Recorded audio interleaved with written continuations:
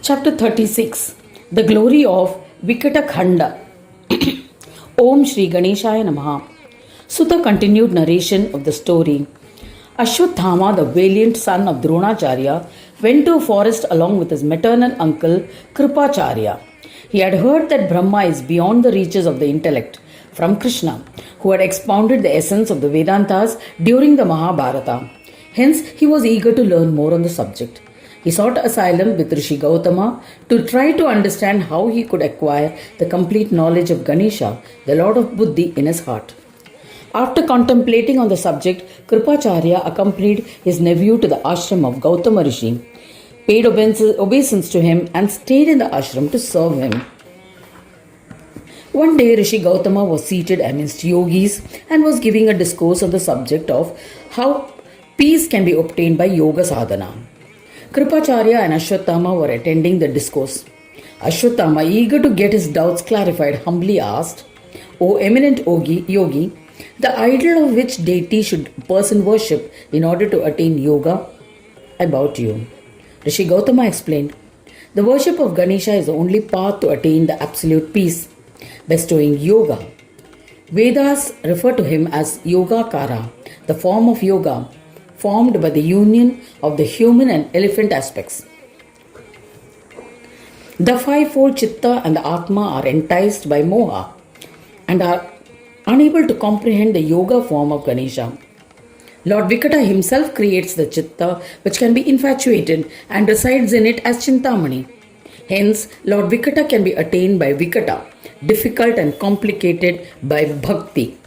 Whatever is endowed with the fivefold Chitta tendencies exist because of Vikata. Therefore, one should give up all delusions and sing bhajans of Gajanana." After listening to these explanations, all the Munis offered pranams, returned to their respective ashrams, and sang bhajans of Vikata. Ashwathama and Kripacharya paid obeisance to the learned Rishi, returned to their ashram, and sang bhajans of Vikata. They would perform the puja of Ganesha regularly and read the khand containing legends of Vikata from the Mudgal Puran. Soon Vikata became pleased. He bestowed the absolute peace, bestowing Shanti Yoga. Despite this, both of them continued to worship Vikata regularly and read with reverence the khanda of the Mudgal Puran containing the legends of Vikata. Once, while both the Brahmins were reading the legends of Vikata, a dog was sleeping in front of Kripacharya. There was also a tomcat sitting near Ashwathama. Despite listening to the Purana unknowingly, both were rendered disease-free. In the end, because of the merits earned from listening to the legends of Vikata just once, they ascended to Swanandaloka after death. Such is the indescribable and infinite glory of listening to these legends. Ashwathama and Kripacharya, immersed in bhajans of Vikata, merged into their Amsha form due to the merits of yoga sadhana. Shaunaka asked, "O Sutta, how did they become established in their Amsha form due to yoga sadhana? How did they become one with the form of Ganesha? How did this surprising event occur? Please clarify." Sutta replied, "To reduce the burden on earth, Devas as their Kalamsha, part of the divine, assume various incarnations endowed with different powers in the form of humans and other beings. But when they commit sins in this world, they go to the loka of Yama and like Dasharatha, in the end go to Naraka. When they earn enormous merits, they ascend to Swarga from the assembly of Yama, just as Rama did, and indulge in the pleasures available. After they merge into their Amsha form, they practice yoga sadhana, and at the end of the Kalpa, they are absorbed into Ganesha." Another example is that of Vidura, who was an incarnation of Yama.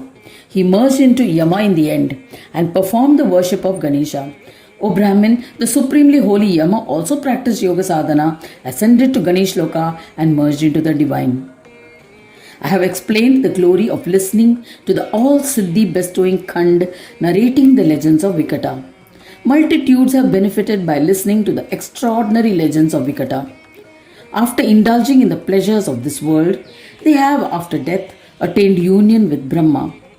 Thus ends the 36th chapter titled The Glory of Legends in the Vikata Khanda, in the 9th Khand of the Purana Upanishad, Srimad Mudgal Puran, describing the legends of yoga, dedicated to Shri Gajanana.